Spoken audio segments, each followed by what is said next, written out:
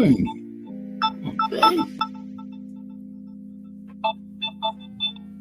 Hello.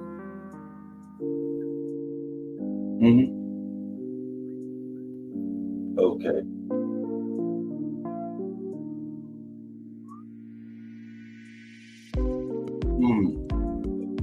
Okay. I'll call you after the show. Okay. Later, Jay. I'll call you.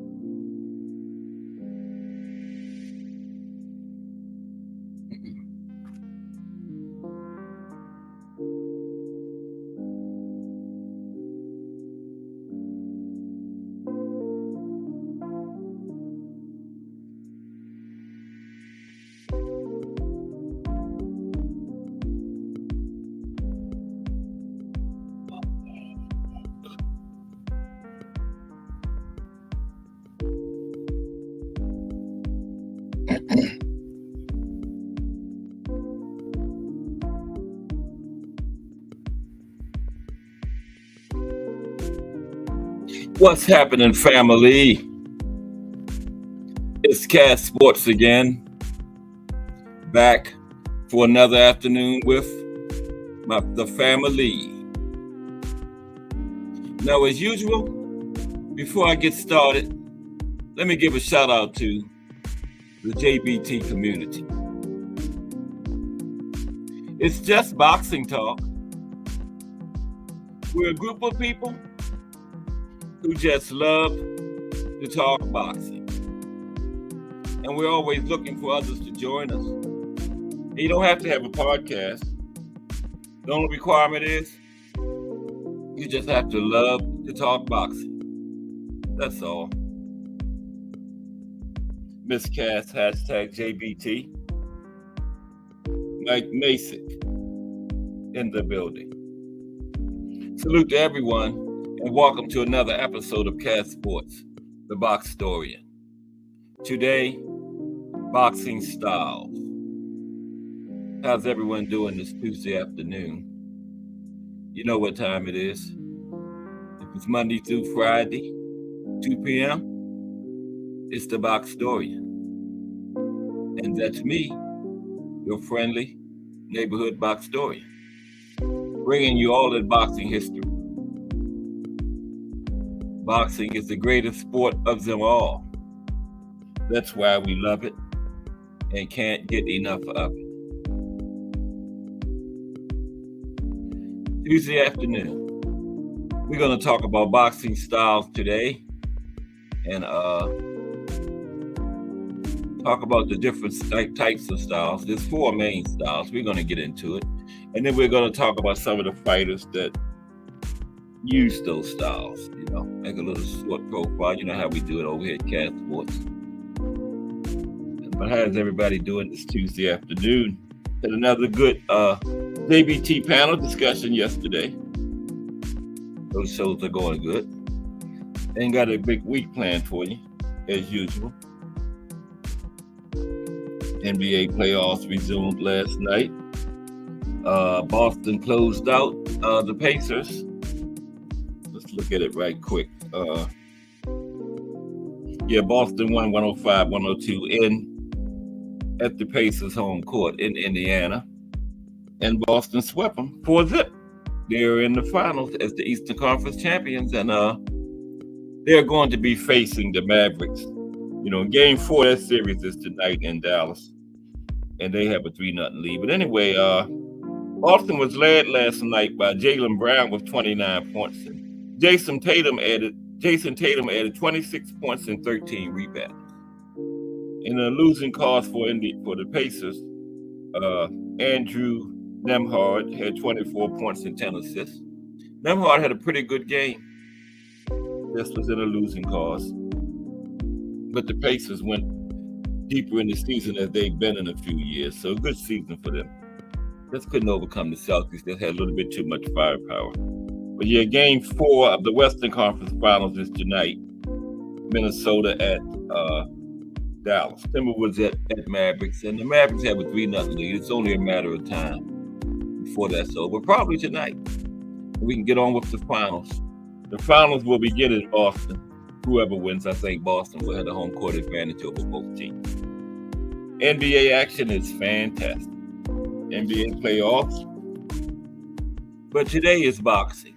And boxing styles today. And of course, we got the big one coming up in Saudi Arabia this weekend. Deontay Wilder versus Zhilei Zhang. Like we were talking about yesterday. I think Coach Thomas said it. I don't like this matchup for Wilder either, man.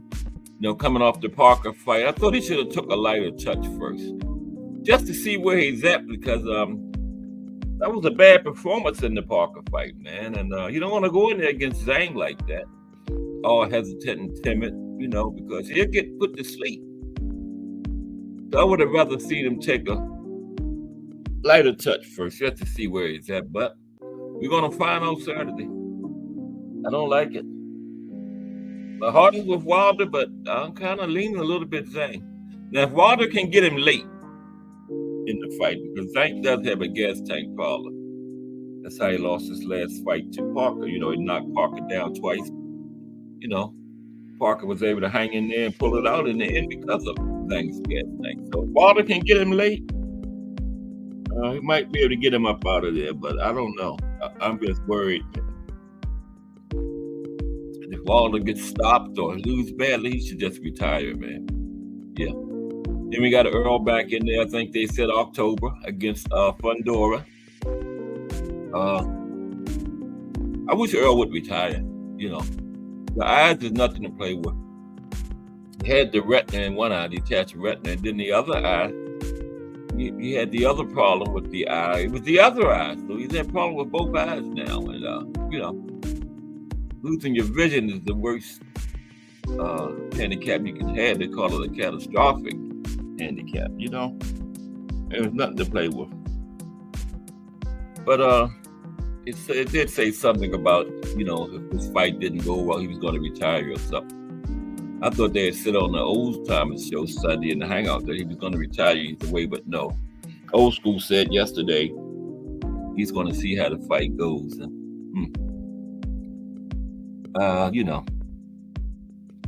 just don't seem the same.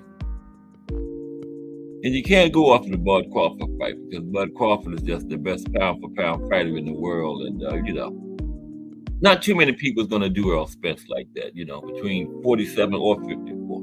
But that was Bud, so. But, he's got a big target in Fundora. A lot of body to punch. A lot of body to break down. And Fundora's going to be right there. For all the height and reach of madness that Fundora has in every fight, he likes to fight in the pocket. He likes to mix it up. I heard somewhere that he wore glasses and he couldn't see. That's why he likes to fight in close, but I don't know. I just knows he does. And he always has a good height and reach advantage over everyone he faces. The man is 6'7" at 154. His sister's the same way. I think she's about 5'9", or something like that, at 112. Yeah. But what's going on in the Ryan Garcia saga? Anything happened today? The latest I heard, they were testing his supplement. See if any of those substances they found in his system is in that. If it's in that, then Ryan's gonna have a whole lot to say if he's vindicated. Man. But we'll see. I don't know how long that will take to come back or whatever. We will see. Mike Grimm in the building. What's up, Mike Grimm? How are you today, my friend? Good to see you. Hope you're doing better after your operation last week. Hope everything's going well for you. Salute to Mike Grimm. Bruce Gas, boxing, jazz, and more in the building. What's up, Bruce Gas? Salute. Let's talk fashion. AKA Remo, hashtag JBT. Yeah, Remo, I'm sorry. I thought the thing was 1 o'clock Saturday. You know, there's a meeting time. So, you know, we all came in on the meeting and Jay told us it was 12 o'clock. The pound for pound discussion. It's got our signals mixed up there. Yeah, my bad. I thought it was 1 o'clock. I thought it was just going to replace the meeting. Because a week before, I thought Jay had said we was going to have a little meeting 15 minutes after, like 15 minutes after the pound for pound talk ended. But then I found out it was 12. I was an hour late. But yeah, I hope you can reschedule it, bro. Because, you know, I'm really looking forward to doing that. Yeah, got our signals crossed. But salute to Let's Talk Fashion, AKA Remo, hashtag JBT. Today is boxing styles, my friends. We're going to talk about the 4 main boxing styles. There's a lot of subcategories for them, but there's 4 main ones. You know, I think it's the the pressure fighter, out boxer or outside boxer, brawler or slugger, puncher, and the 4th one is the boxer puncher.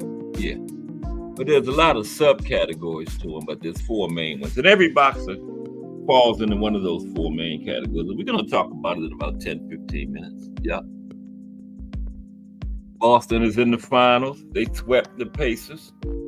Dallas leading Minnesota 3-0. So it's going to be Boston and Dallas. And I believe Boston has the home court advantage. They had the better record. Game 4, Minnesota at Dallas is tonight. Minnesota has to win 4 games straight, right? And with 4 potential games left in the series, 2 of them would be in Dallas. So that just ain't happening. You know, they may as well go ahead and lose tonight and get it over with so they can start their vacation. Because that's where they're headed, to vacation. But they had a good season, okay? I think this may be the deepest Minnesota's ever been in the playoff season. I never remember them being in the conference final round before. So good season for them.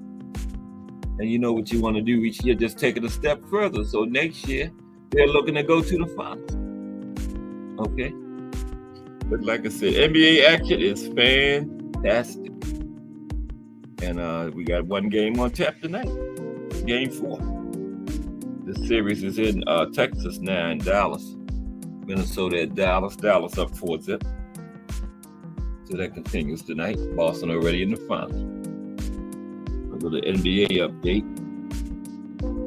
How is everybody this Tuesday afternoon? Cast Sports, the Box Historian. Tuesday afternoon edition.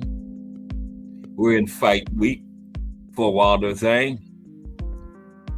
This was supposed to be the Bivol Beterbiev, but Beterbiev got injured. So they moved Wilder Zhang to the main event, which is a main event anywhere in the world, Wilder Zhang. But Bivol is fighting the guy named Zenard, something like that. And that wasn't the main event fight. I never even heard of Zenard. He's from Libya, you know. I don't even know what kind of style of boxing they do in Libya. But he's fighting Bivol this weekend. Now, suppose Zenard comes in there and beats Bivol. That upsets the apple cart. There goes the Bivol Beterbiev undisputed fight. Yeah. That's smart of Bivol. go on and get a fight in. Better be if it's injured. He's gonna go from the injury straight to the Bivol fight, I guess. But Bivol, he's getting himself another fight in.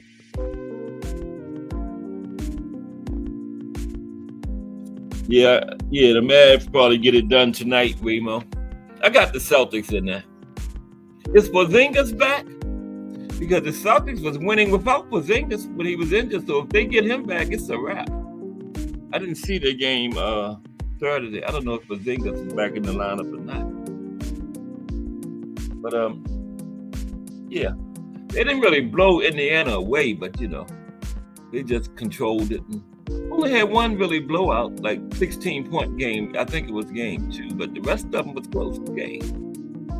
And the tone was set in that first game where Indiana had that 3-point lead with less than 10 seconds to go, and Jaylen Brown hit that deep 3-pointer from the corner to tie it up, and that was a momentum breaker there. That kind of like turned the whole series. If Indiana could have got that game, but when Jaylen Brown hit that 3-pointer and tied that first game up after they had that 3-point lead with like 5 seconds left, that kind of turned the whole series. And Indiana just all the wind went out of their sails. But they were just about in every game. But NBA action is fantastic. Boxing stars.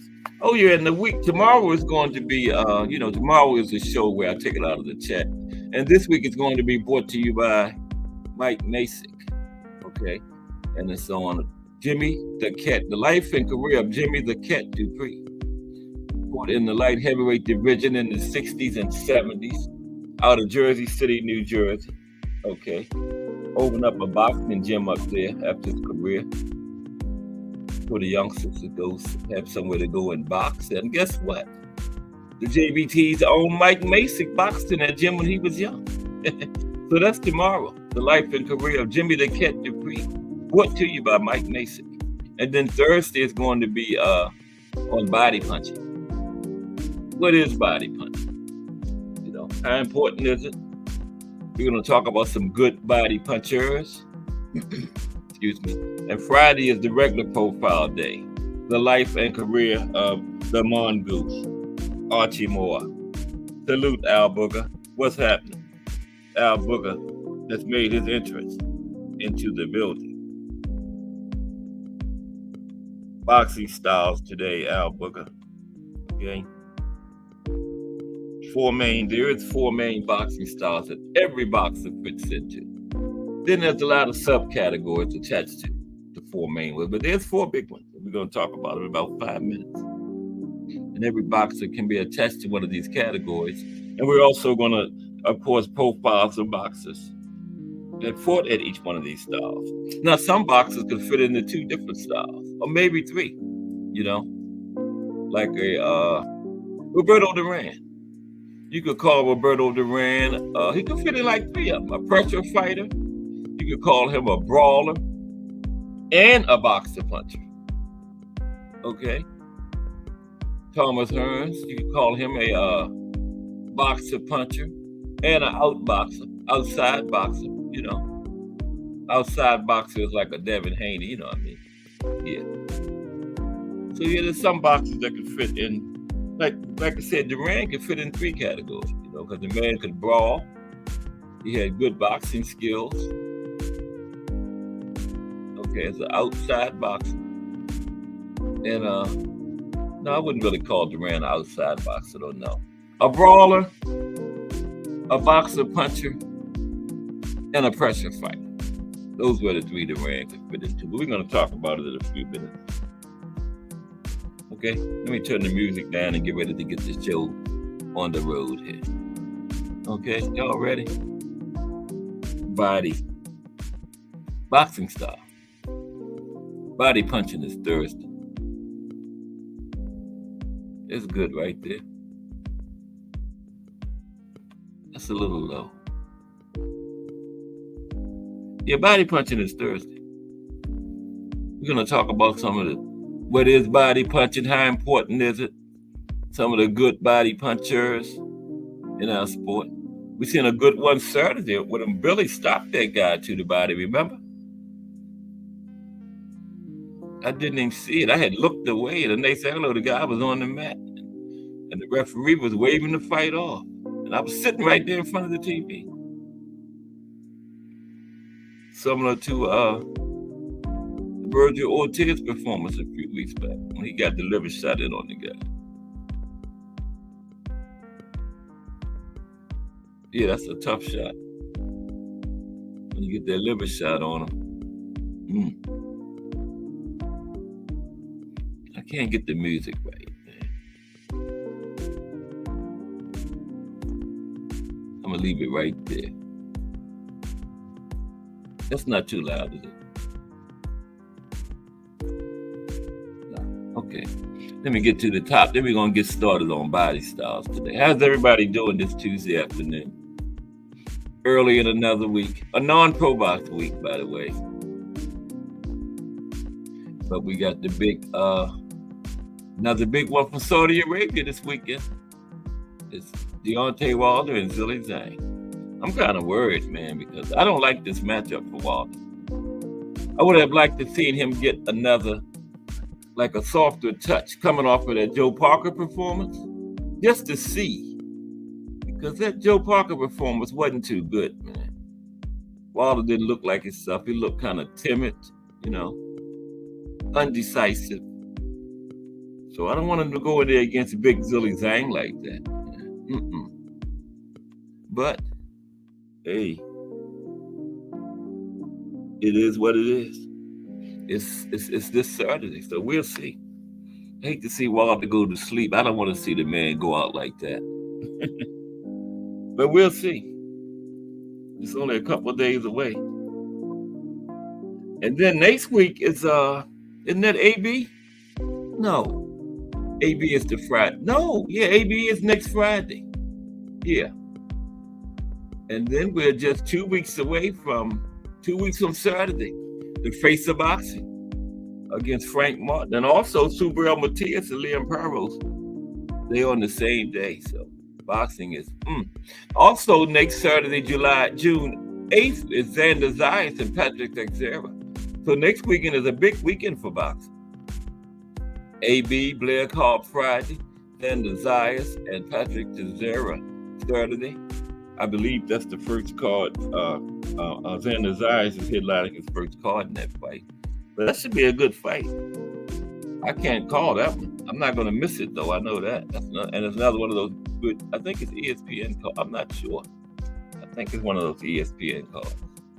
But yeah, next weekend is going to be a big weekend of boxing. Warming us up for the Face of Boxing. Okay, but today, boxing styles. That's what we're going to be doing. Okay? Is everybody okay this Tuesday afternoon? How was everybody's holiday? Memorial Day. Unofficial beginning of the summer. Yeah, yesterday I talked for the first half hour up to 2:30 with nobody hearing me because, you got to add yourself to the show, right? Like when somebody hit the link and you got to pull them up, and you got to add yourself first. And I didn't even do that. And the old school finally came in about 2:30 and said, Cass, what's going on? All we hear is music. And I looked and I wasn't even added to the show yet. So, wow. But here we go. Boxing styles. Okay. Now, your boxing style is a combination of your stance, your guard, your movement, and technique, okay? Every boxer falls into one of the four following styles. We have the pressure fighter, we have the outboxer, we have the brawler, and we have the boxer puncher. Now, like I was saying, while there are many different subcategories for these styles, all boxers can be classified by one of the four main styles. Okay? Hardcore Boxing News. Jay Hardcore in the building. What's up, Jay Hardcore? Hashtag JBT. Yeah, that's crazy what we was just talking about, Jay. Yeah, that's what I thought. They saw that picture. Wow. But I'll talk to you after the show. And yeah, that is crazy though. But salute Jay Hardcore. Yeah. Pressure fighter, outboxer, brawler, and boxer puncher. And while there are many different subcategories for these styles, every boxer can fit into one of those main four. Every boxer. Okay? Now we're going to talk about these four styles. First, let's start with the pressure fighter. Okay. I figured that was a good man to put up there when you're talking about pressure fighters. Iron Mike. Okay. Then after each category, we're going to do a little profile on about 10 boxers that use these style, okay? But pressure fighter. Now, the pressure fighting style is a relentless high energy approach. And it's been used by some of the most ruthless and entertaining fighters in the history of boxing, okay? Now, this style requires you to keep the pace up and make your opponent work throughout the entire fight without allowing them to plan their next move, you know? You're going to keep your opponent uncomfortable. Now, pressure fighting is a tactical approach where boxers relentlessly pushes forward to control the tempo of the fight. Now, this style is characterized by several key attributes, okay? Pressure fighters impose their will on their opponents. All right? They dictate the pace and location of the fight in the ring, making sure their opponent feels the constant weight of their presence. Now, this style involves a determined and unyielding pursuit of the opponent. You know, you want to press your opponent into unfavorable positions and force them to either adapt or crumble under the pressure. E-Class. What's up, E-Class? In the building, salute. Talking about boxing styles today, E-Class. First, we're addressing the pressure fighter, one of the four main boxing styles. Pressure fighter, brawler, outboxer, and boxer puncher. Now, the pressure fighter is like an unstoppable force, right? Consistently advancing, looking to keep their opponent on the back foot and never allowing them to get comfortable. Okay, now, a tight high guard provides a solid defense for the pressure fighter while relentlessly advancing, minimizing the chances of being caught with a devastating counterpunch, you know, coming in behind that high guard. You know, as you're coming in, keep that high guard up. That minimizes the chances of you getting caught by that counterpunch, like a pit bull. And another thing, key to a pressure fighter, head movement. Head movement is key. Head movement is key to avoiding incoming punches while closing the distance. And this allows the pressure fighter to maintain their offensive momentum. Okay? Now, pressure fighting is a high reward fighting style, but it also comes with some high risk. Okay? Now, let's look at some of the pros and cons of the pressure fighting style. First, the pros. Okay? Look at some of the pros. Ant McQueen in the building. Yeah, that was brief. And so is the Mavericks and Timberwolves series. It looks like that's going to be brief too, Ant. It could possibly end the night. So we can get on with the finals. Yeah, the Mavericks up 3-0, but salute Ant McQueen. Now let's look at some of the pros and cons of being a pressure fighter. First, the pros. Okay. Now, pressure fighting is often favored by the judges due to its perceived control and dominance throughout the fight, right? This relentless style can sway rounds in the pressure fighter's favor, you know, reflecting their motivation and determination in the eyes of the judges. Okay. Also, the benefits of pressure fighting go far beyond the cards. Okay. There's some more of the pros of pressure fighting. Mental edge. Now, adopting the pressure fighting style often unnerves opponents. The relentless pressure can break their concentration, making it difficult for your opponent to execute their own game plan. Another positive of pressure fighting, conditioning. Excuse me. Pressure fighters must be in exceptional physical shape. Embracing this style leads to enhanced endurance and stamina, critical attributes for any boxer of any style. Enhancing the endurance and stamina. Yeah, that's another positive of being a pressure fighter, the conditioning. Crowd appeal. The aggressive, forward-moving nature of pressure fighting tends to excite the crowd, right? Spectators appreciate the tenacity and determination displayed, making pressure fighters fan favorites. Yep. Crowd appeal. Another positive of pressure fighting, learning adaptability, right? Pressure fighters become adept at adapting on the fly. This style necessitates quick thinking, allowing fighters to make adjustments as they read their opponent's movements. Okay. And one more thing about the pros of pressure fighting, frustrating your opponent. The unrelenting pressure frustrates opponents, forcing them to make mistakes and take unnecessary risks, which pressure fighters can capitalize on, right? Now let's look at some of the cons of pressure fighting, some of the negative aspects of it, okay? There are some now, okay? A big one, fatigue. Pressure fighters can exhaust themselves quickly if they don't maintain their energy and pacing. This fatigue can lead to a decrease in performance, making them vulnerable in the later rounds. Yep. Another con of pressure fighting, vulnerability counters.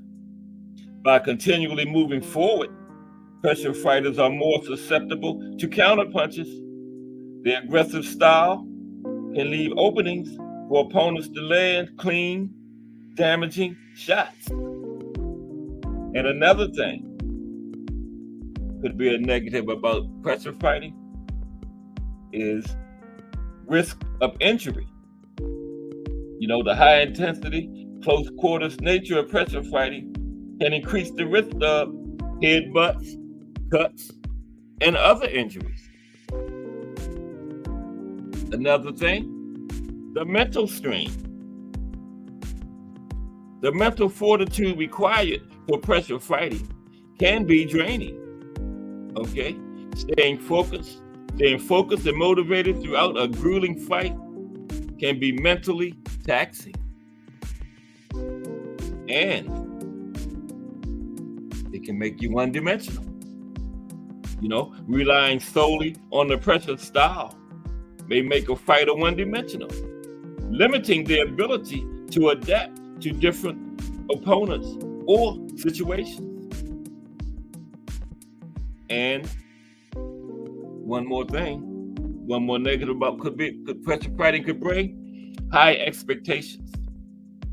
Now, fighters often set high expectations for themselves, which can lead to added stress and pressure to perform at a consistently high level. Right? Now let's look at some of the commonly known pressure fighters. Some guys that use this style and did well at it. Okay.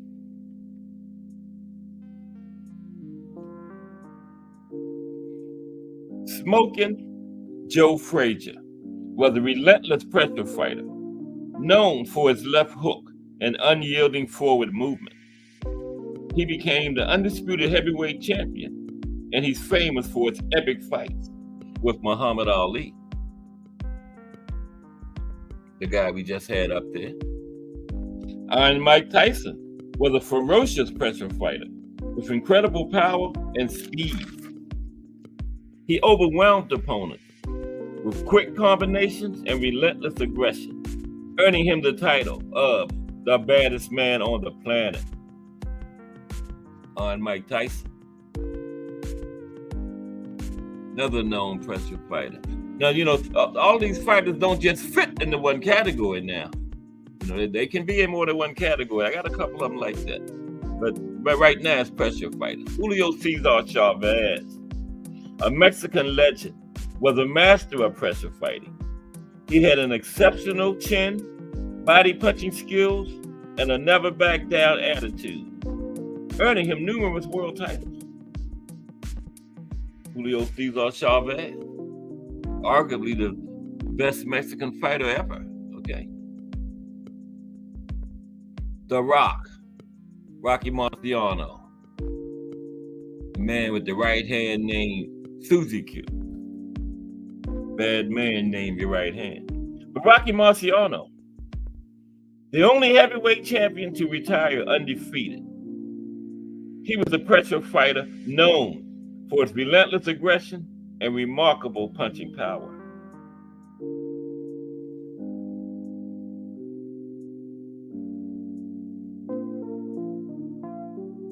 The Hands of Stone. Roberto Duran was a lightweight and welterweight champion who applied unrelenting pressure. He combined superb technical skills with a fiery fighting spirit. The Hands of Stone. Roberto Duran. There he is. Talking about the one on the left. Mickey Ward. Known for his trilogy of epic fights with Arturo Gatti. There they go. Ward was a tenacious pressure fighter who never backed down from a challenge and was famous for his body punching. There they go. Ward on the left, Gatti on the right. That was right after they finished beating each other up one of those times. That could be either one of the fights, who knows? All of them, they look like that after each one of them, so. Could be 1, 2, or 3, right? Okay, another pressure fighter, Triple G, Kennedy Golovkin, was a fan favorite pressure fighter who engaged in many memorable wars, particularly his fights with Canelo Alvarez. Triple G was known for his heart and determination in the ring. That's right, Triple G.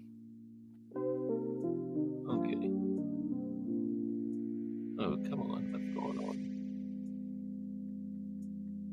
There we go. Henry Armstrong.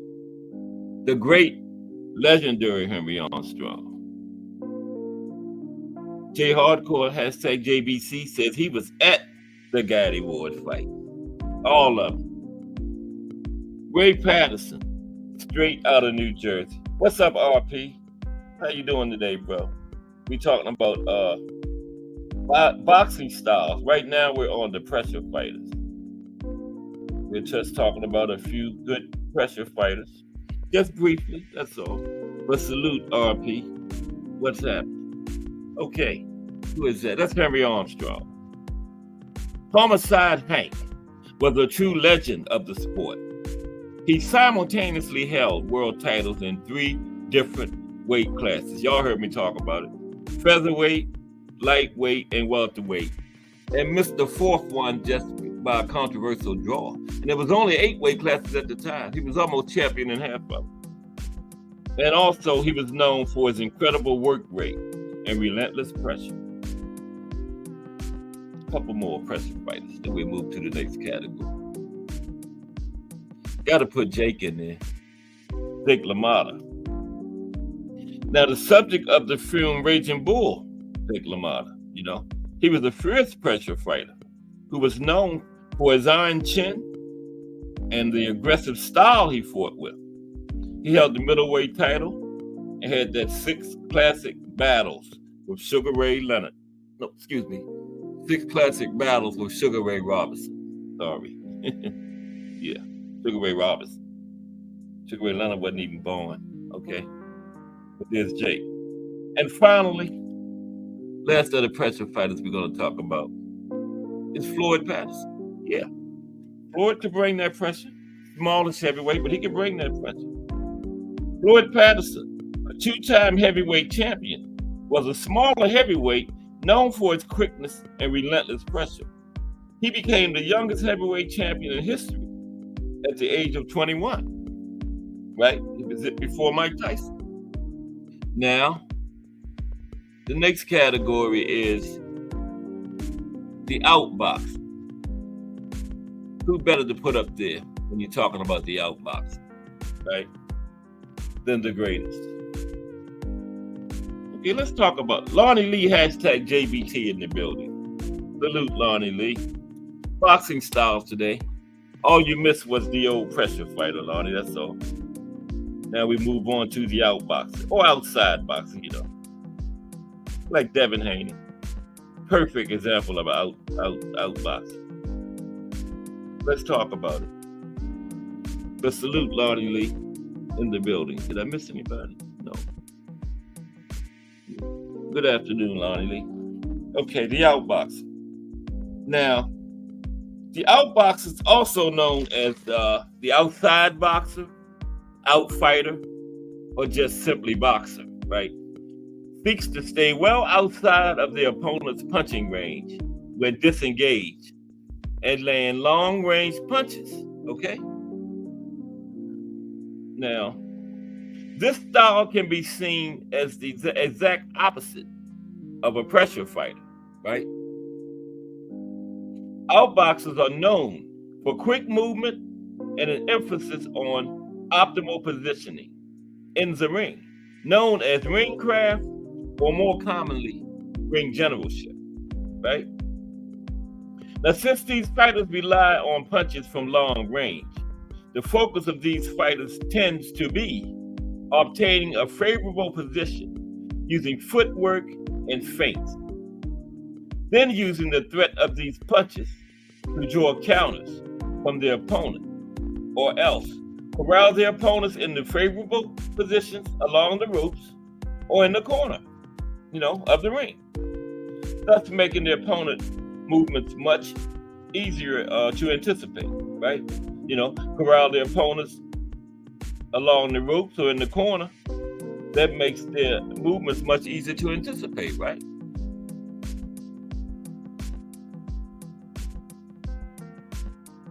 Yeah. Booker says that outboxers also known as running. Yeah. To a casual, right, Booker? Yeah, exactly. Now,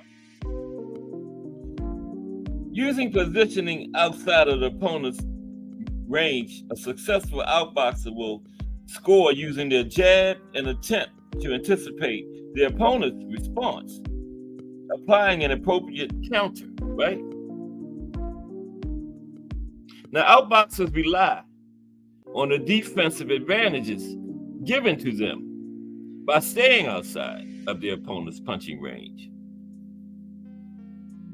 And they always try to force their opponent to initiate engagements from this range. And a successful outboxer will attempt to reduce possible responses of the opponent using feints and footwork. In particular, achieving favorable angles where the opponent is within the outboxer's punching range while the outboxer is outside of the opponent's punching range, right? And you try to achieve this position using footwork and feints.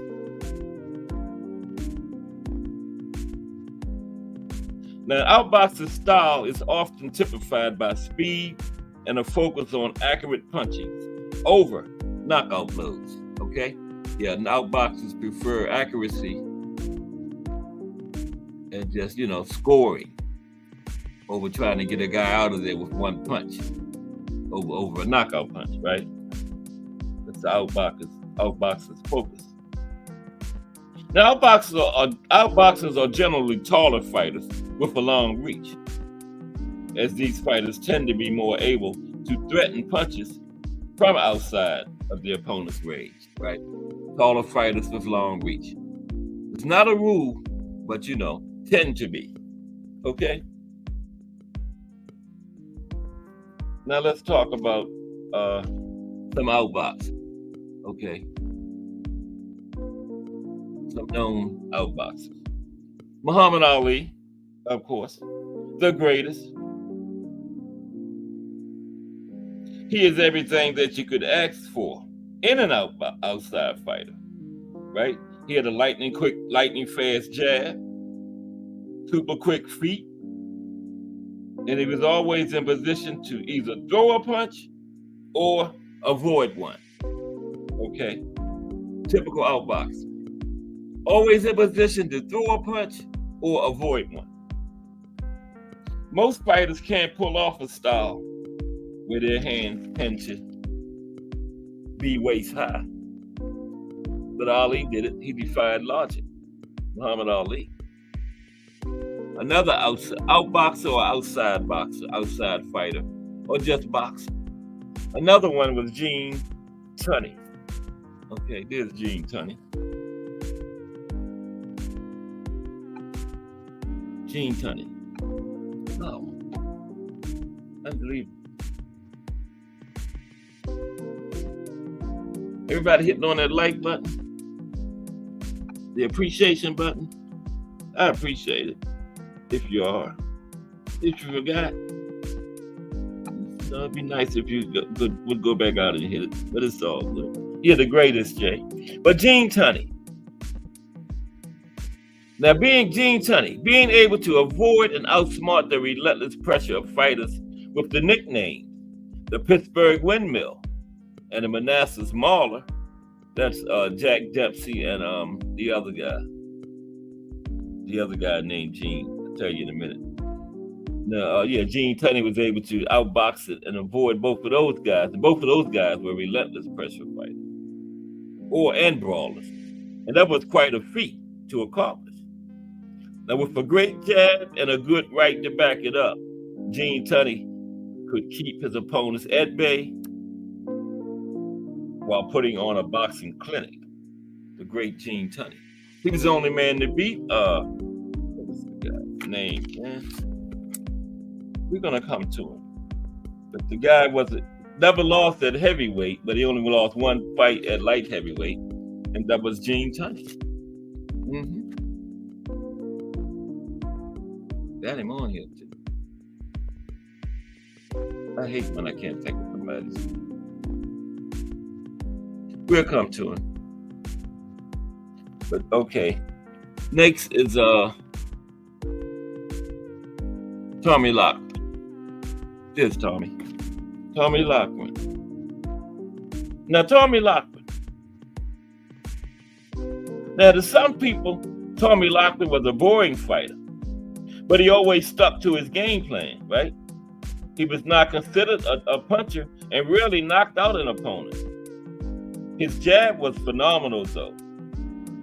Okay? And Loughran used his jab very well. And he stayed on the outside and avoided mixing it up. Okay? That's how he fought. And a lot of people call him boring, but that's just how the man fought. He was an outside boxer. That's why they call it that. They got a name for it. Yeah. Had a phenomenal jab, and he used it very well. Staying on the outside, avoiding mixing it up. Is your boy, Jay, Sugar Ray Leonard. Sugar Ray Leonard.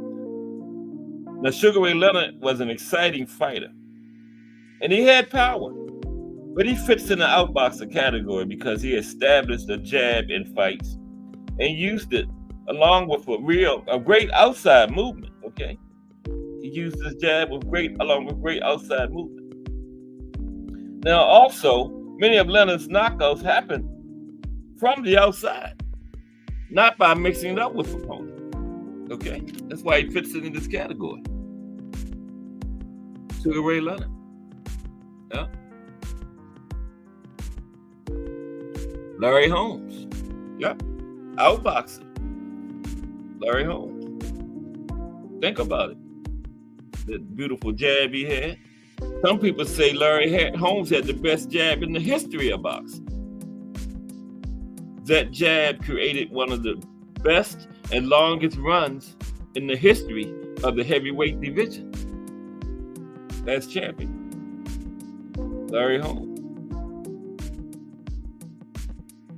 The great Benny Leonard. There he is. The great Benny Leonard.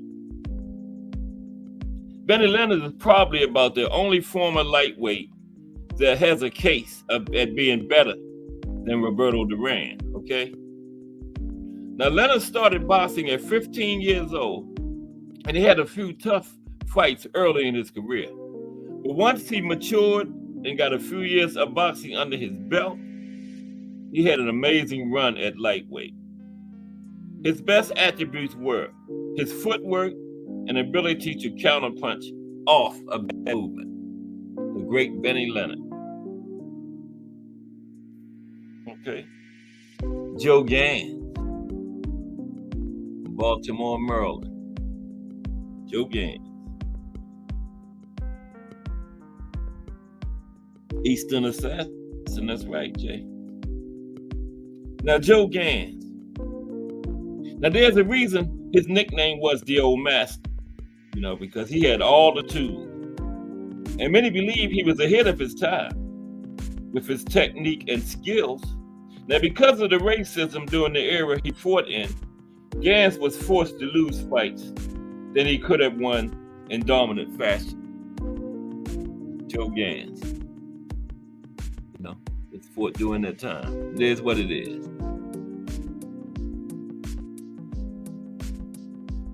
Tony Canzoneri. There's Tony. Another great lightweight. Canzoneri is a fun fighter to watch. Pull him up and check him out. He's always moving around the ring, changing angles, and throwing a variety of punches. Yeah, Tony Canzoneri. Yeah, you would like some of his old fights. That'd probably be something good to break down, and a Tony Canzoneri fight. I'll find a good one for you, don't worry. Dude, them lights looking kind of crazy. Yeah, Tony Canzoneri and somebody. I know just who it is too. Tony Canzoneri. I'll pull it up later. I'll let you know a good one to break down. I'll come up on the panel and help you break it down too, man. I promise. I know one I told you to ask you to break down. I didn't even show up. Okay, Billy Conn. We're talking about outside boxing right now. There's Billy Conn. Got a few more. Couple more. Two more, as a matter of fact. Now, Billy Conn is most famous for his gutsy performance against Joe Louis. Now, before that fight, Conn was the light heavyweight champion of the world. He was a master boxer, and that's exactly why Joe Louis had trouble with him. It was no fluke that Conn did so well in their first fight. And that 13th round stoppage was the first time Conn had ever been stopped in his career. Yep, that was about it. He went 13 rounds with Joe Louis and gave him all kinds of trouble too. Billy Conn. Look at it, one of Joe Louis's toughest fights. He got him out of there in the 13th round, but Conn gave him a headache all the way up there. Master boxer, man. Billy Conn. Look it up. Joe Louis versus Billy Conn. Okay. And the last of the outside fighters is Jersey Joe Walcott. Here's Jersey Joe. Jersey Joe, he's another fighter who bothered the great Joe Louis in the ring. Jersey Joe had quick hands and knew how to finish an opponent once he had him in trouble. Yeah, Jersey Joe was one of them ones. He was like a shark, smelled blood in the water when he got you in trouble. Okay, let's talk about the brawler now. This is the third style, We got the pressure fighter, the outside boxer, the brawler, and the boxer puncher. Now we're going to talk about the brawler. And I'm going to put, that's the guy I was looking, Gene. No, that's not the one. But that's Gene Foreman, a rugged middleweight, held the title during the 1950s. Love the brawl. Good man to have up there when you're talking about brawlers. Gene Foreman. I think I'm thinking about, is it Gene Tunney? No. I still can't come up with that name. But I'll get it. Okay, here we go.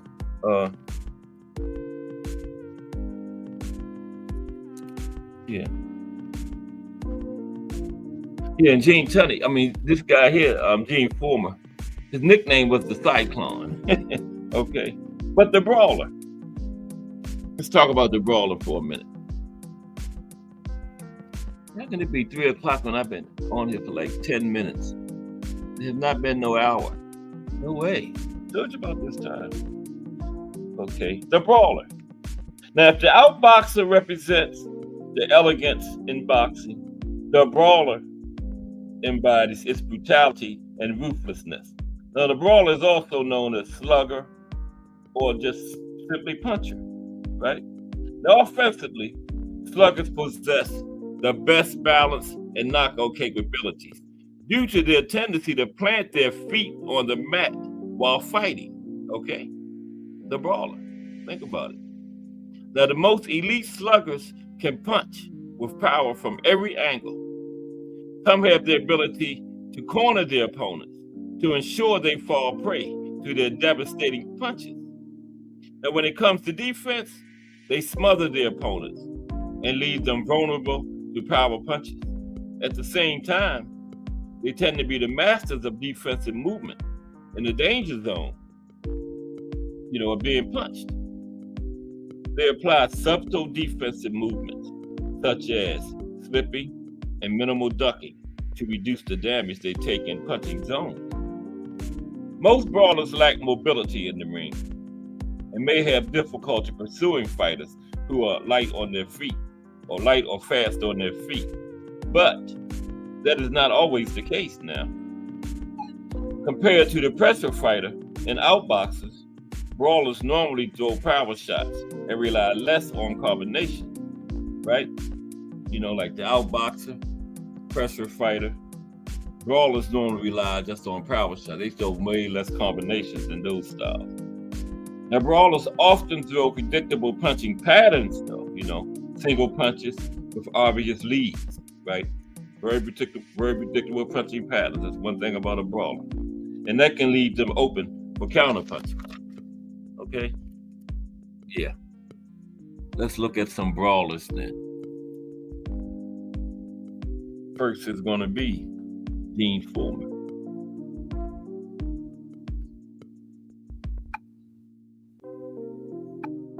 Okay. Gene Foreman, like I was saying, he's a rugged middleweight who held the world title during the 1950s,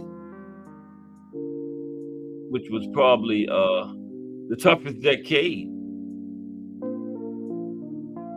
in the history of the division. 1950s middleweight. That's when Sugar Ray was at middleweight. Sugar Ray Robinson, Carmen Basilio, Jake LaMotta. Yeah, middleweight was rough right through those times. The guy from England, what was his name? Was it Tommy Bell? When they beat Sugar Ray from England? Yeah, middleweight was rough during that stretch in the 50s. Yeah, Hagley would have had a tough time in there, man. Yeah. So that 50s was probably the toughest decade for that division. Now, Foreman lived up to his nickname, the Cyclone, attacking with flurries of punches, elbows, headbutts, whatever you could throw, shoulders. He beat Carmen Basilio twice, a fellow brawler. And the fight between Gene Foreman and Carmen Basilio was Ring Magazine's Fight of the Year for 1959. Yeah, that would be a good one there too. Gene Foreman versus Carmen Basilio, 1959. You want to see a battle. You love action? Brawling, just elbows, shoulders, heads, punches, everything being thrown. Watch that fight there, man. Gene Foreman against Carmen Basilio, 1959. Yeah, and it was Fight of the Year. Another one of those dirtiest fights in history too. Just like Sandy Sadler and Willie Pep. Yeah, this was a doozy here, man. Yeah. I was watching. I felt sorry for that referee. Another brawler, Marvin Hagley. He's one that fits into a couple categories, but he does fit into the brawler category. Okay, the marvelous one. Marvelous Marvin Hagler, pound for pound great, and arguably the best middleweight of all times. He was very much a complete fighter, what I was just saying, with exceptional boxing skills. But he could also hang with anybody as a brawler, right? And he proved this in 1985 in his legendary war with Thomas the Hitman Hearns. The furious 3-round shootout was named Fight of the Year by Ring Magazine. I know everybody done saw that one. If you haven't, you need to get there and watch it ASAP. I'm gonna watch it again pretty soon. Maybe not today, but pretty soon. And then one, if very fan-friendly fight to what I was just talking about. Gene Foreman versus Carmen Basilio, 1959. Very fan-friendly. Yeah. But yeah, very dirty too though. Like I said, headbutts, elbows, shoulder first, everything went on in that fight. And a lot of punching too though. But they're brawlers. So what do you expect? You know what I mean? They're brawlers. Harry Greed, another brawler. There's Harry. Okay? Harry Greed was one of the greatest middleweights in history, and definitely the most dominant in the era prior to World War II. Okay, he fought back around that time, late 20s, 30s. Now there's a lack of available footage of Greed in action, but newspaper articles from his era describe him as a skilled and ferocious brawler. Okay, this is the Pittsburgh Windmill. This is the guy looking for, Harry Greed, that I was talking about earlier. He was nicknamed the Pittsburgh Windmill. He was an all-action fighter, attacking behind, sweeping overhand rights, and violent lead hooks and uppercuts. Greed is the only fighter that ever defeated the great Gene Tunney. Yeah, Gene Tunney. When I was trying to figure out who he was, I was on him. I was talking about Gene Tunney, and that's who I was trying to figure out who Gene Tunney was. Isn't that crazy? Wow. Yeah. Another brawler, Big George Foreman. There he is. That's the second version of Big George. Okay? More a brawler in the second version, because in the first version, he just knocked your ass out. Okay? He didn't have to brawl. He just got in there and knock you out. He didn't have time for no brawler. I'm talking about the second George is the brawler. Okay? Now, okay. Thank you. We had a good time. Big George Foreman. Most people would prefer to use the term puncher instead of brawler for Big George. Anyway, he was excellent at cutting off the ring and trapping opponents. He could also out-brawl just about any other heavyweight in history.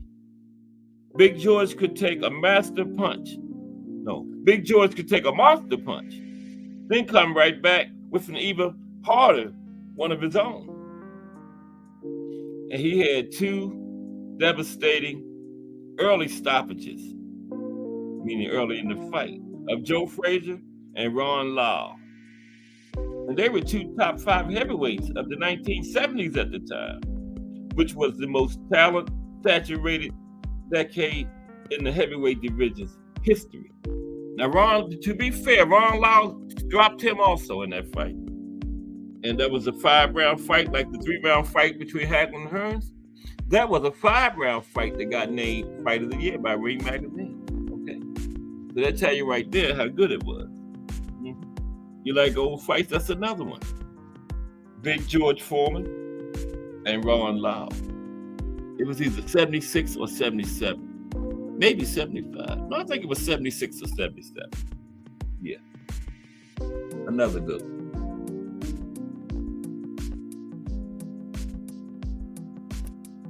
Okay. Where my likes at, y'all? Okay. Jack Dempsey, another brawler. The Manassas Mauler. You know he was a brawler. Look at that nickname. Jack Dempsey, nicknamed the Manassas Mauler. Dempsey had the neck of a bull and the chin of a granite statue. And both his fists were like exploding hand grenades. Yes, he was. Manassas Mauler. Dempsey was one of the toughest fighters in boxing history. He gave up 60 pounds to the gigantic Jess Willard in a 1919 fight. The result was a one-sided massacre, which Dempsey won by a third-round knockout, okay? Then, in 1923, Louis Firpo knocked Dempsey clean out of the ring. But guess what? Dempsey came back and knocked Firpo down 9 times. And guess what? He stopped him in the second round. So he knocked him down 9 times in 2 rounds and ended up stopping him after being knocked through the ropes. And after he got knocked through the ropes, it was the end of the round. So they got him back in there and put him on the stool. And he asked, who won the fight? And they traded us. So the fight's still going on. Yeah. Okay. Another brawler, Evander Holyfield. And like I said, a lot of these fighters, they don't just fit in one category, And there's a lot of subcategories too. But it's just the category I put him in for today. And Evander is in the brawler category today. And he fits in there. Yeah. Now, Evander Holyfield turned professional in 1984, right? After winning a bronze medal at the Olympics. And then that same year, he turned professional in 1984 after winning a bronze medal at the Olympics. And by 1988, he was the undisputed cruiserweight champion. Later, he moved up to heavyweight and beat up much larger men during the 1990s, which was a decade that was one of the most competitive in heavyweight history. 90s was like that too. Now, Holyfield didn't begin fights as a brawler, but he could get lured into one, and he did many times during his career.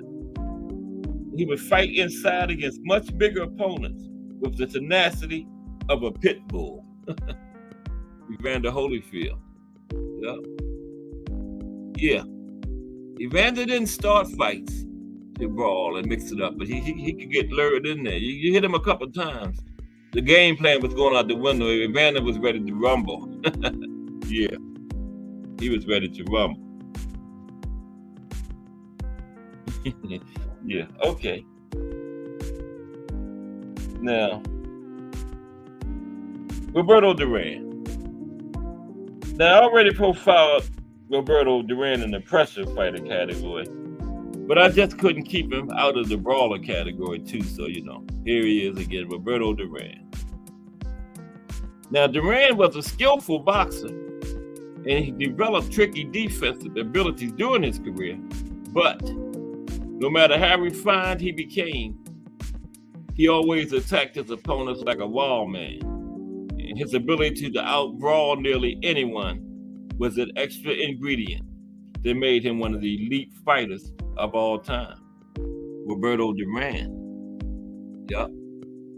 There he is. The Hands of Stone. Roberto Duran. The Hands of Stone. Okay, boxer puncher is the 4th category. Okay.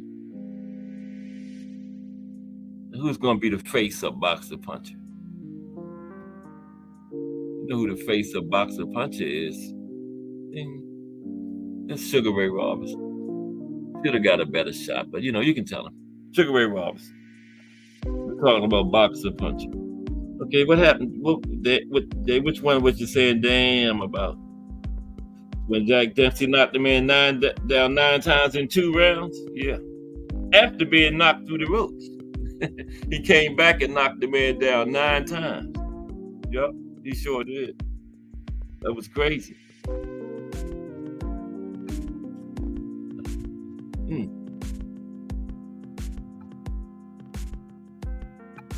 Okay, we're going to talk about the boxer puncher for a little bit now. Okay, we put Sugar Ray Robinson up as the face of the boxer puncher. Okay. Now, the boxer puncher possesses many of the qualities of the outboxer, right? Hand speed, often an outstanding jab combination, and or counterpunching skills. Better defense and accuracy than a brawler, while possessing brawler-type power, okay? Now, the boxer puncher may also be more willing to fight in aggressive swarmer style, in an aggressive pressure fighter style. I called it a swarmer, same thing as a pressure fighter. But what I'm saying is, a boxer puncher may also be more willing to fight in an aggressive fighter style than an outboxer, right? In general, the boxer puncher lacks the mobility and defensive expertise of the outboxer, right? Now, among all four of these categories, the boxer puncher is the most unpredictable. You know, they don't fit in the rock, paper, scissors theory. So, how the fight plays out between this style and other styles tends to be unpredictable. Now, boxer puncher's ability to mix things up may prove to be a hindrance to any of the other three styles. But at the same time, their versatility means that they tend to be a master of one. Okay? Now let's look at some boxer punchers. Let's look at some boxer punchers. Oh no. Just Do Boxing in the building. The Voice. What's up, Just Do Boxing? Talking about pressure fighters today. No. Boxing styles. Pressure fighter is one of the styles that we addressed. But salute to Just Do Boxing, The Voice, in the building. He's made his appearance. He was listening all the time, though. Okay. Now we're going to talk about some guys that practice the boxer puncher style. Okay. First, Sugar Ray Robinson. There he is. Everybody smashing on the appreciation button. They're not looking kind of good there. But hey, I guess I got to take what I get. I appreciate everybody's listening, stopping by and listening. Now, first boxer puncher we're going to address is Sugar Ray Robinson. Okay. Now, there was nothing this man couldn't do in the boxing ring, right? He had lightning speed, and he always had a plan of attack. And whenever he saw an opening, guess what? He took it. Now, not many fighters could stand up to Sugar Ray's power either. Like I said, it was nothing he couldn't do in there. And there is not enough time in this show for me to explain why he is the best boxer puncher and arguably the best fighter ever to step into a boxing ring. Okay? Sugar Ray Robinson. Next is who's next? Joe Louis, the Brown Bomber. Joe Louis. Okay. Joe Louis. We're gonna have some link time today too, if anybody would like to come chop it up. Now, Joe Louis is the definition of a boxer puncher. You know, he was very patient with his attack. And he wouldn't start his assault until he was sure that he could be effective with it. He had a quick, hard jab, and it threw some of the best and prettiest combinations the boxing world has ever seen. And once Joe Louis smelled blood, it was over. Okay? That was all she wrote. Closed the book. Arrivederci. All that. Ciao. See, whatever. All it was over. Once Joe Louis smelled blood, it was over. Okay? I don't know what none of that means. Arrivederci. I just heard somebody say it. You might know what that means? Sam Langford is next. Yes, Sam. Sam Life. As this one boxing historian, his name was Monty Cox, stated about Sam Langford, right? Sam was like an experienced version of prime James Toney in terms of size and skills, but possessing punching power that was Mike Tyson-like. Wow. Size and skills of a James Toney and punching power of a Mike Tyson. I would pretty much call that unbeatable. And Langford was like he was no more than a super middleweight, but he was beating up heavyweights. And why? It was because he could move, block, counter, punch. He could do it all. Jack Johnson wanted no part of Sam Langford, okay? And Sam Langford is widely known as the best fighter in history to never fight for a title, okay? Never had a title, not even got the chance to fight for one, the era and all of that. Now, Jack Johnson had the heavyweight title, but he wouldn't fight Sam either, Yeah. Didn't want no part of him. Wanted no part of Sam Langford. Jack Johnson didn't. Did you hear what I just said? He had the size and skills of James Toney and the boxing power of Mike Tyson. I don't blame Jack Johnson for wanting no part of him.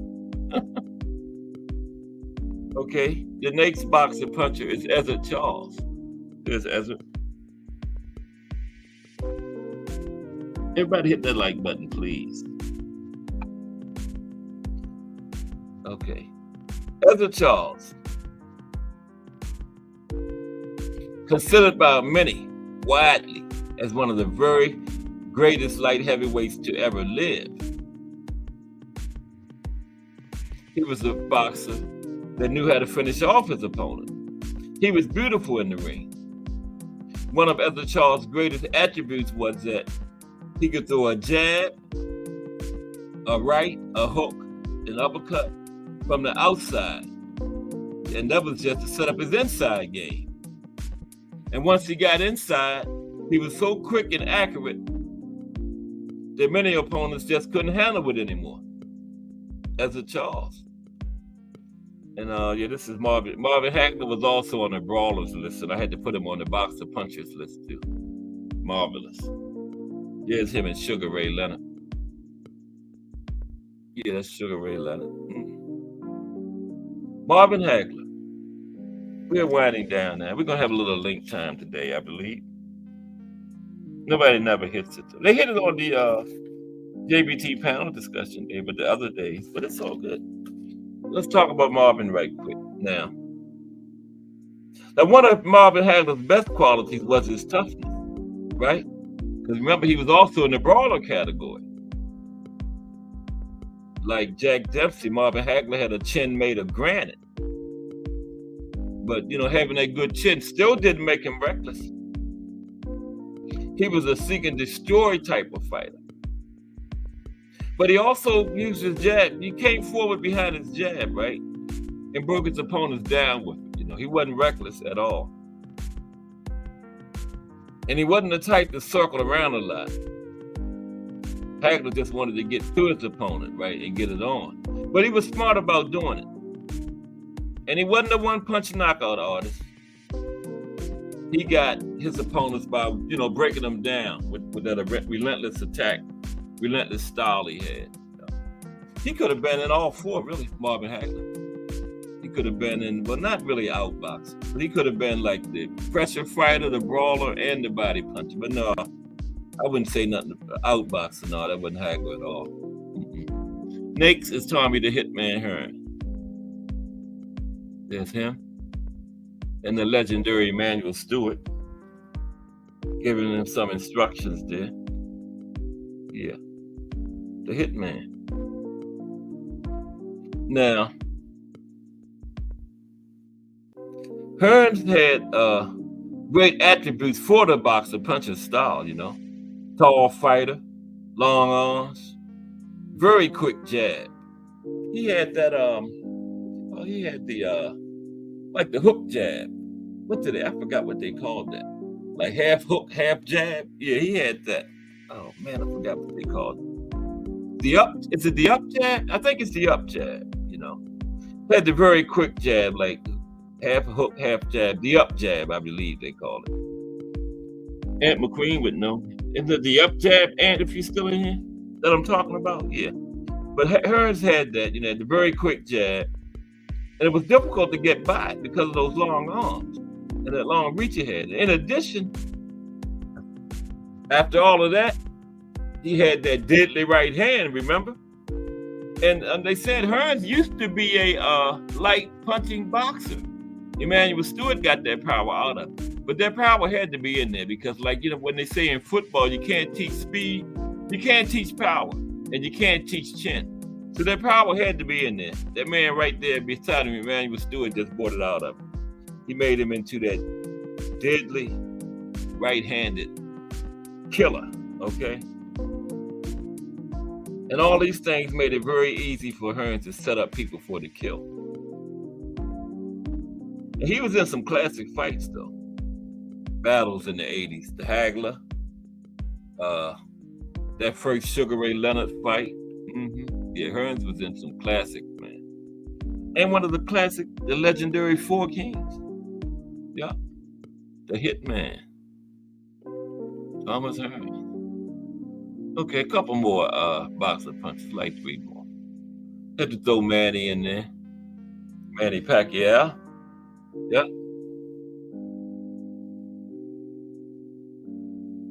Now, Manny became more of a boxer puncher later in his career. And once he became a boxer puncher, that put his speed to better use, right? Follow me? Yeah. Once he became that boxer puncher, utilized his speed even better. Now, Manny was able to stay on the outside a lot more later in his career and hurt his opponents. From there, until he was ready to unleash his attack on the inside. And he would quickly dart inside and back out again to avoid incoming fire. Remember the in and out style Manny had? Yeah. Manny Pacquiao. His son is in the amateurs right now. I was keeping track of him, but I kind of lost track. Last I heard, he was like 9-2 or something like that. Everybody loses in the amateurs. Almost everybody. Yeah, but Emmanuel Pacquiao Jr. is coming through. Remember, he used to be at Manny's fight, sitting there by his mother, little kid. He's a boxer himself now. Emmanuel Pacquiao Jr. Yeah. I don't know if he's going to make it, but he got the name. Yeah. That might be all he has is a name. We'll find out. Next, one more after this one, is Ike Williams. Ike Williams. He had battles with Bo Jack and Bob Montgomery. Any combination of those fights are good, man. Any combination of those 3. He fought each of them like 3-4 times. Ike Williams, Bo Jack, and Bob Montgomery. Not Bo Mack, Bo Jack and Bob Montgomery. Around the 40s, early 50s, 40s, or late 30s. Around in the 40s mainly. Yeah, those 3. You like old fights, pull up any combination of those 3. Ike Williams, Bo Jack, and Bob Montgomery. And remember, not Bo Mack, Bo Jack. Yeah. But Ike Williams, he was a great fighter. And he tends to be underrated historically, right? You got to be a historian or a box historian to really, really, really know about him. But ain't but one box historian so far. Now, Ike was probably a better inside fighter than outside fighter. But that was more because he was a superb inside fighter. But his outside game was still solid because of his quick hands and quick feet, okay? Quick hands, quick feet make anybody a good outside fighter. Last but not least, that man with that bad resume, Oscar. Oscar. There he is. Oscar made the list as a boxer puncher. Oscar De La Hoya. Now, the Golden Boy, he did it all. He was a great boxer and a good puncher. And Oscar fought how he thought he would best match up against his opponent. Remember, I mentioned that resume. You know, when somebody talk about another fighter, I mean, I do it when I'm trying to describe a fighter with a good resume. I just call it the Oscar type resume. Like when I'm saying this guy got a good resume, I just say he had an Oscar type resume, and I usually get the point, let people know that he had a good resume. Just say he had an Oscar type resume, right? Now, Oscar had a powerful jab, and he converted from southpaw to orthodox, right?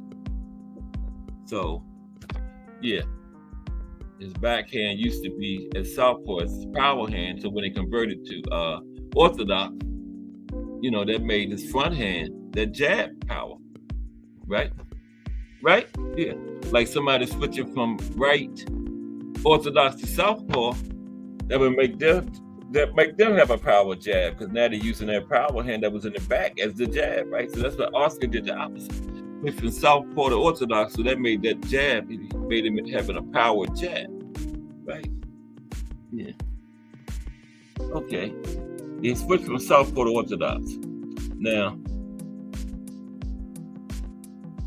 he could switch between pure boxing, inside fighting, and more. Oscar. Now, of course, there's many more fighters that could have made these lists, but you know, I only did 10, and I always do former fighters, you know. But there you have it, boxer, puncher. Now, tomorrow is Wednesday. It's a show I always take out of a suggestion from the chat, and this time it happens to be a profile. It's brought to you by Mike Mason, and it's the life and career of Jimmy the Cat Dupree out of Jersey City, New Jersey. He's going to be the show tomorrow. You're getting 2 profiles this week, okay? Tomorrow is going to be Jimmy the Cat Dupree. Light heavyweight, fought in the 60s and 70s. He opened up a boxing gym up there in Jersey, and the JBT's own Mike Mason used to box there when he was young. Yeah. Mike said it was briefly because he said he couldn't take that shit. Too many hits. Yeah, that's what Mike said. But his boxing career was longer than mine. I didn't have one. Okay. So my hat's off to you, Mike Mason. You went up those steps. You know, even if it was once, you went up them. So salute. D for the win in the building. What's up, D for the win? Let's finish talking about what did we talk about? Boxing style. Okay. And of course, tomorrow, like I said, it's the life and career of Jimmy the Cat Dupree. Thursday is about body punching. You know, because sometimes I back off the history and do like different aspects of our sport, you know, like boxing stances, you know, stuff like that. Trainers, judges, you know, referees. This week it's about, you know, today was body punching. Thursday's going to be, no, today was boxing styles. Thursday's going to be body punching, and what is body punching, the importance of it, some of the great body punchers, you know, that's going to be Thursday. And Friday is the regular profile day, going to be the Mongoose, Archie Moore. Let's see, we got about 25 minutes. I might as well put the link in there, see if anybody want to, got something to come up and chop up on for the last 25 minutes. I'm going to drop it in there, the link. Okay. How is everybody this Thursday afternoon? What, Tuesday? By the way, I'm getting way ahead. Well, it will be Thursday in a couple of hours, the way this time going by. But how was everybody's holiday weekend? The unofficial beginning of the summer, Memorial Day. Mine was okay. We had some ribs Sunday. We did it Sunday, like most people do. You know, they rest up on Monday, getting ready to get back in that groove for the work week on Tuesday. Yeah. But it was a pretty good weekend. Relaxed, you know. Enjoyed the fight Saturday between Josh Taylor and Jack Catterall. Went kind of like the first fight almost. I thought Jack Josh Catterall finished off a little bit better than he did in the first fight. Because he really, really, really took his foot off the gas the first fight. And Remo, you say you hate a time this weekend. What do you mean? You hate a time? What happened? Remo's Let's Talk Fashion says, I hate a time this weekend. What was that all about? Man, what's going on up there in New York, man? Is that a miss? Did you write the wrong thing? Remo, you said, I hate a time this weekend. Man.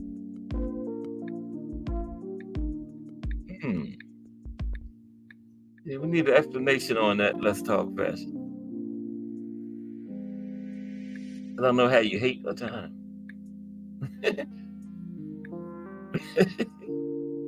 Okay, I'm dropping the link in. You come on up here and explain that, Remo. You hated a time. Here comes the link. Yeah, those NBA playoffs is going. We're down to 3 teams left now. Boston has won the East. Dallas will win the West. Minnesota ain't winning no 4 games straight. You just don't win no 4 games straight this time of the year. No way. And of the 4 potential games left in the 7-game series, 2 of them would be in Dallas. So that ain't happening, Minnesota.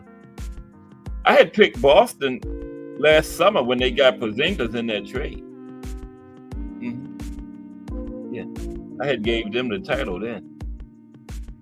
And he been injured. They've been winning without him. Yeah. I don't know if he's back. Here's the link. I don't know if Porzingis is back or not. But yeah, they made it this year. Last year, they got upset in the semifinals by Miami, remember? But Boston got to that conference final this year. They didn't play around. They just ran right through Indiana for a zip. Wow.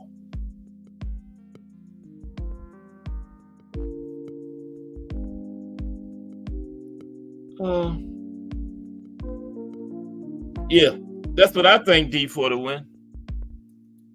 That thing is going to be over.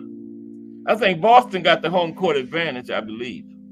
I think they had the better record than Dallas. Yeah. I'm going with Boston. Yeah. The Celtics. I don't know if Porzingis is back or not, or how bad he was injured. But they've been winning without him, so yeah. But this is boxing time. But it's cast sport, so hey. But of course we got the big Wilder and Zhang this weekend. I do not like this fight for Wilder, man. I just got a bad feeling about it, man. He better not go in there messing around like he all timid like he did against the last one, Parker, man. Because Zhang, now if he can get Zhang late, Zhang have gas tank issues sometimes, and if Wilder can get him in there late, I think he might be okay. But man, it's gonna be a tough one. Zhang is a big dude, man, and Wilder is a smallish type heavyweight, but he got that right hand though. They say the power is the last thing that goes, right? Yeah. But it's this weekend. Got a championship fight on there too. Nick Ball and Raymond Ford. I'm kind of leaning toward Nick Ball for some reason in this fight against Ford. I just haven't been impressed by Ford. Kind of leaning toward Nick Ball a little. But we'll see. We're in fight week. That's the main thing. We are in fight week. And guess what? Next Friday, a week from this Friday, is AB. Yeah, AB fighting on a Friday. And they got Kyrie and man, what's the guy name? European guy. Damn. And this guy named for years and can't even call it. Yeah, Boston got 3-headed Remo. Boston got Jason Tatum, Jaylen Brown, and Jrue Holiday, man. I think Boston gonna be a little bit too much. Too many weapons. Too many. Yeah. But hey, we kept putting the horse before the cart, because Minnesota might win 4 straight. Dallas won 3 straight. So Minnesota win 3 straight. Game 7 is in Minnesota, but we know that ain't happening. Before the win was right. The Western Conference, it'll be 2 after the night. 2 teams after the night. Yeah, I'm just messing around. Minnesota ain't coming no back.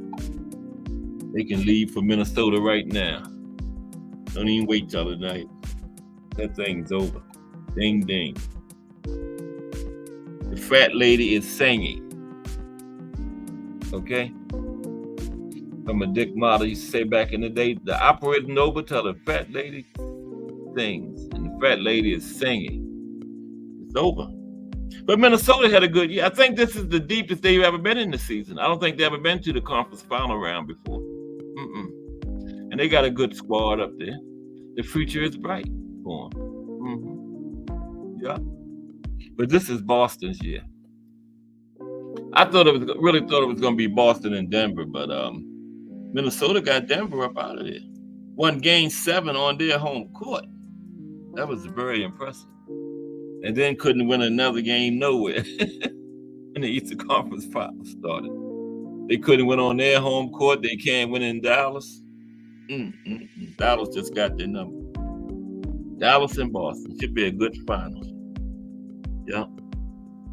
Oh yeah, and then well, we got 2 weeks from Saturday is the Hank and Frank show, and also Subriel and Liam Pearls fights that day. We got them lined up. I'm excited about the Xander Zayas and Patrick Teixeira next Saturday. Yeah, we got 2 fights. We got AB and Blair Cobb Friday, and Xander Zayas and just said his name, Patrick Teixeira Saturday. So we are in great shape as boxing fans. And like I said a while back, we can safely say that 2024 has topped 2023. And Earl Spencer Fundora in October. I think so. I think Coach Tommy told me it was October. Earl talking retirement. What's going on with Ryan Garcia, anybody?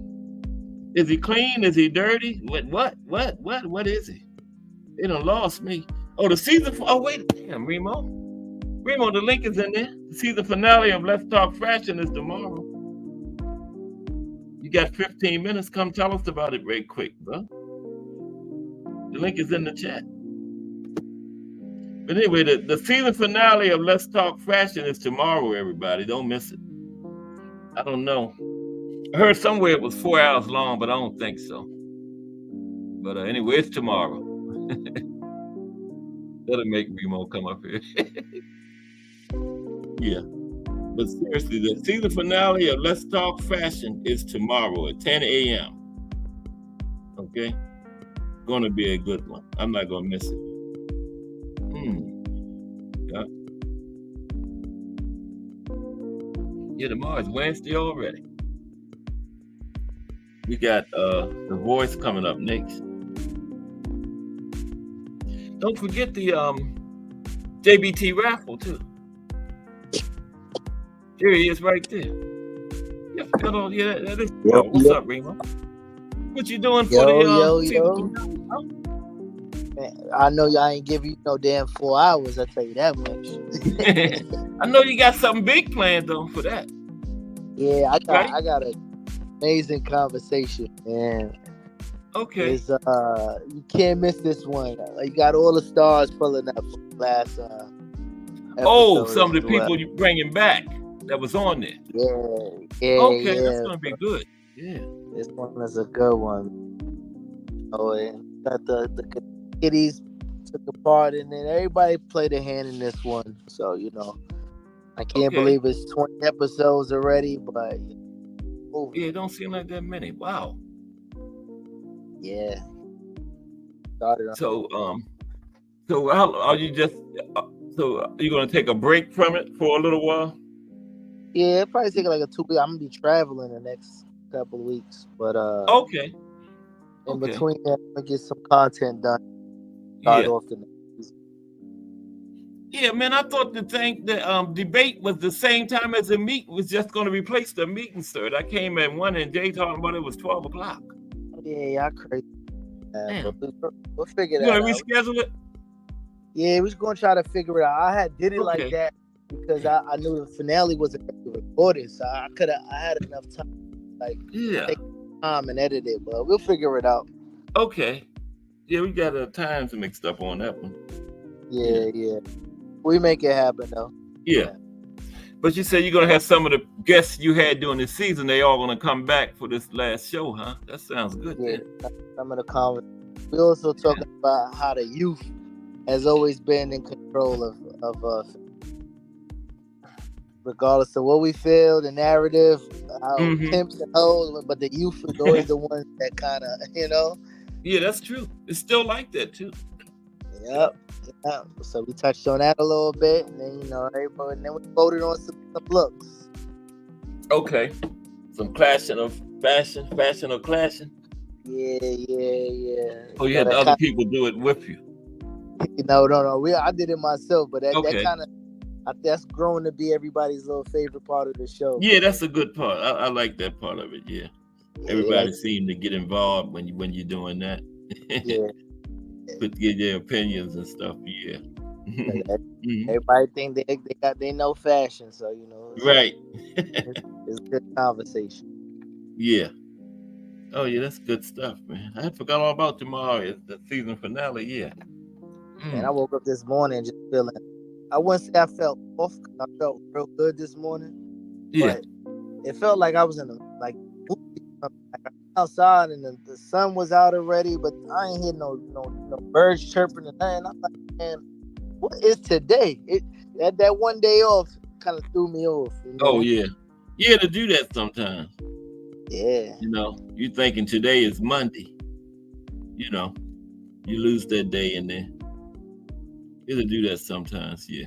Who you like in the playoffs? Boston or Dallas? Because that's who it's gonna be. You still there, Remo? Look like we lost Remo. But anyway, tomorrow is the season finale of the Let's Talk Fashion.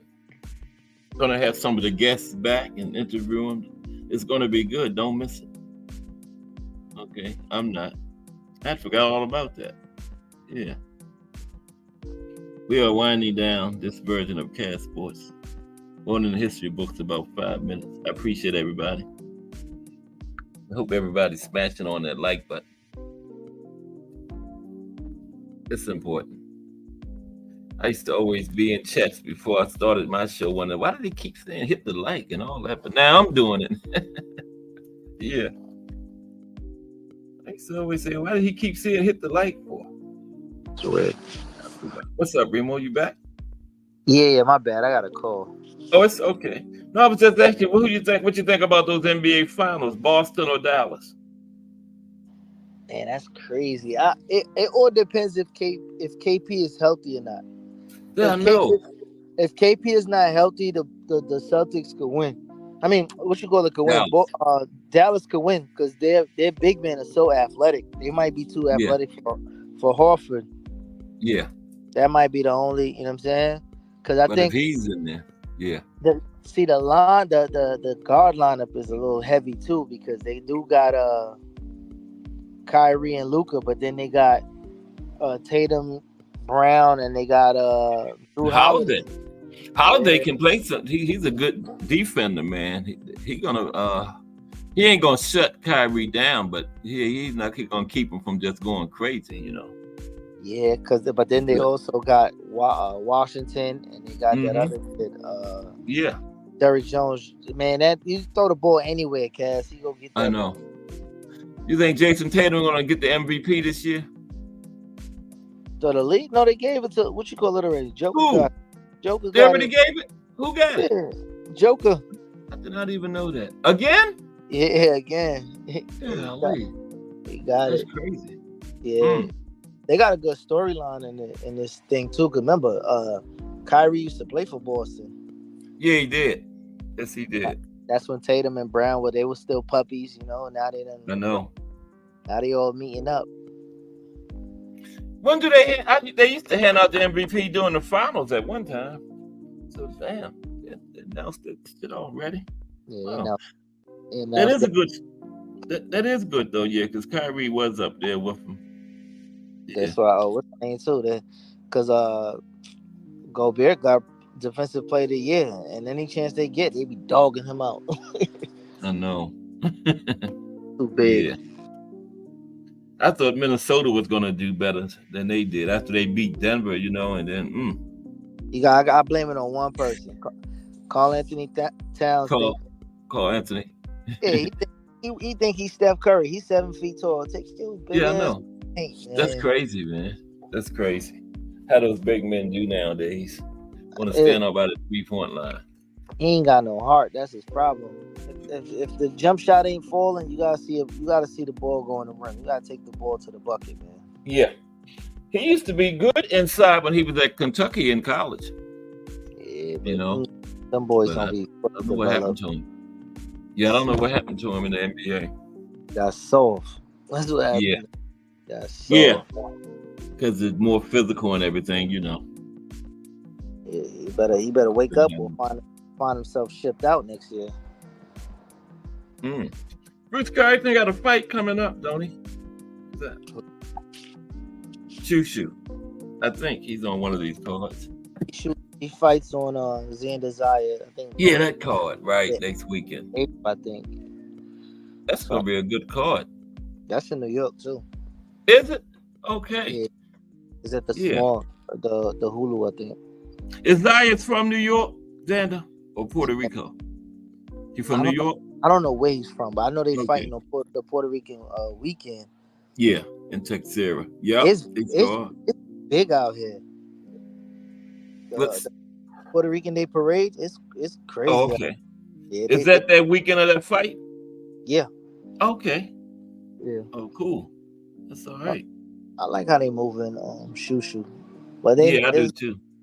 They Top Rank, they do marketing only in like the fighters like neighborhood. They don't like grow the profile and make them bigger than what they are out of their area. That's my only problem, because they're gonna do well.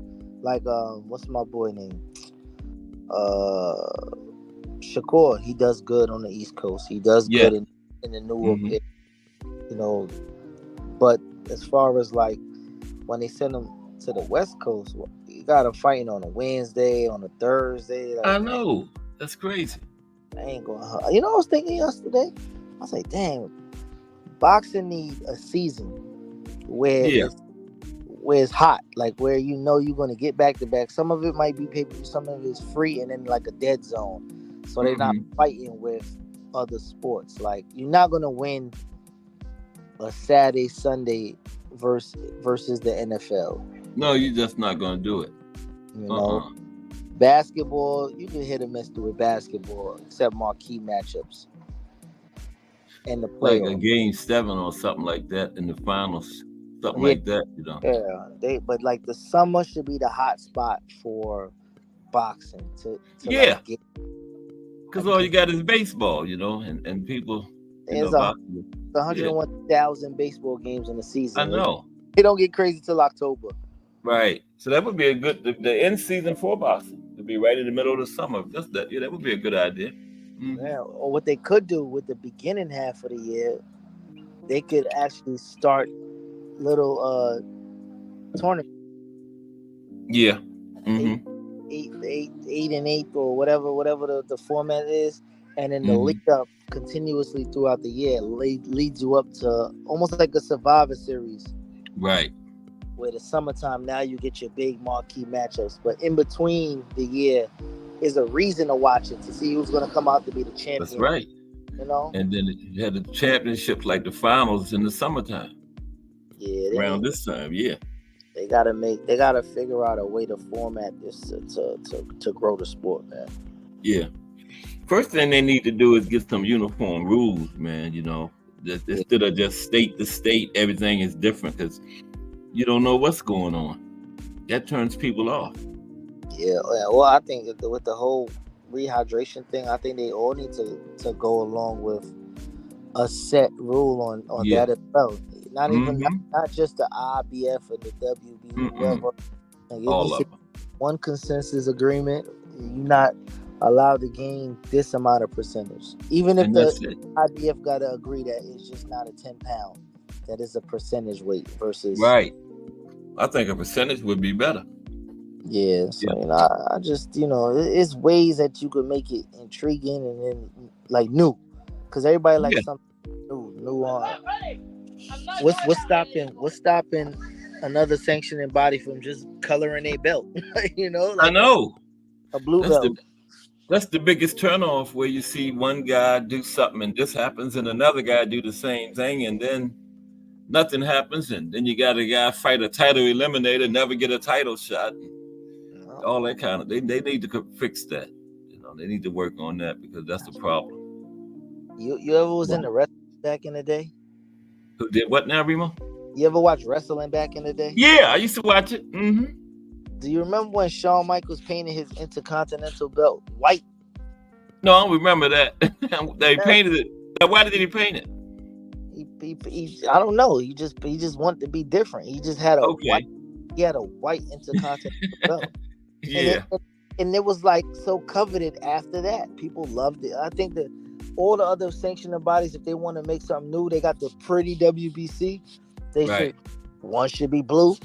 Another sanctioning body should go red. And if you want to keep one traditional black, stay with the oldest. Whoever's the oldest carrier should keep it black. But give it a different look, different pop. They need to get me in on these boards, man. Yeah, they need to do some work on boxing, though. Because it's just too much going on in it. It can be done, though. It can be. What's going on with Ryan? Real quick, I don't know what's going on with this. You have any idea what's going on with that situation? They done lost me. Cass, to be honest with you, I just wanted to go away, man. Me too. Let's make some kind of decision, and that be that. I don't know what the outcome of that thing gonna be, but that fight happened 4/20. We going into June already, and he's still talking about that damn fight. Man. Still talking about it. Okay, Remo. You got anything else before we get out? Nah, man. Just tune in tomorrow morning. Okay, 10 a.m. I got something great for y'all, man. I promise you. Okay, we will be there. Thank you, sir. Okay, everybody. Thank you, Remo. Yes, sir. That's Remo from Let's Talk Fashion. Tomorrow at 10 a.m., the season finale. Got a big one. Don't miss it. Okay? And this is Cass Sports. It's now time for The Voice. Appreciate everybody stopping by today on my growing channel. And don't miss tomorrow is the life and career of Jimmy the Cat Dupree. Brought to you by Mike Mason. Everybody have a good day. See you tomorrow.